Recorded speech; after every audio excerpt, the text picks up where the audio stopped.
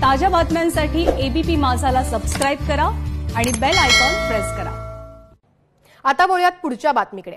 मुंबई महानगरपालिका कर्मचाऱ्यांना दिवाळीच्या आधी एक गोड बातमी मिळणार आहे। महानगरपालिका कर्मचाऱ्यांच्या दिवाळी बोनसची आज घोषणा होण्याची शक्यता आहे। मुंबई महानगरपालिका मुख्यालयामध्ये आयुक्त गटनेते आणि युनियनची बैठक सुरू आहे। या सगळ्या संदर्भात आपण अधिकची माहिती जाणून घेणार आहोत। मनश्री पाठक सध्या आपल्या सोबत आहेत।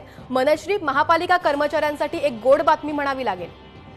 मुंबई महापालिका कर्मचाऱ्यांना दिवाळीच्या पार्श्वभूमीवर आणि सगळ्यात महत्त्वाचं म्हणजे कोरोना संकटात त्यांनी जे काम केलेलं आहे, लॉकडाऊनच्या काळात जे काम केलेलं आहे त्या पार्श्वभूमीवर दिवाळी बोनस म्हणजेच मुंबई महापालिका कर्मचाऱ्यांचं सानुग्रह अनुदान याची घोषणा आज महापौर करणार आहेत आणि अगदी थोड्या वेळात याची घोषणा होईलच।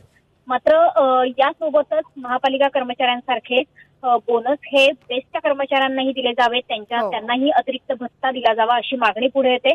यासोबतच जे शिक्षक आहेत मुंबई महापालिका शाळांमधले त्यांना देखील सानुग्रह अनुदान दिलं जाण्याची शक्यता आहे। गेल्या वर्षी मुंबई महापालिका कर्मचाऱ्यांना 15,000चा बोनस मिळाला होता। या वर्षी युनियनची मागणी ही 20,000ची आहे। मात्र 20,000पर्यंत हा बोनस न देता 15 ते 20,000च्या मध्ये म्हणजे साधारणतः 16-17,000चा बोनस मुंबई महापालिका कर्मचाऱ्यांना जाहीर होण्याची शक्यता आहे।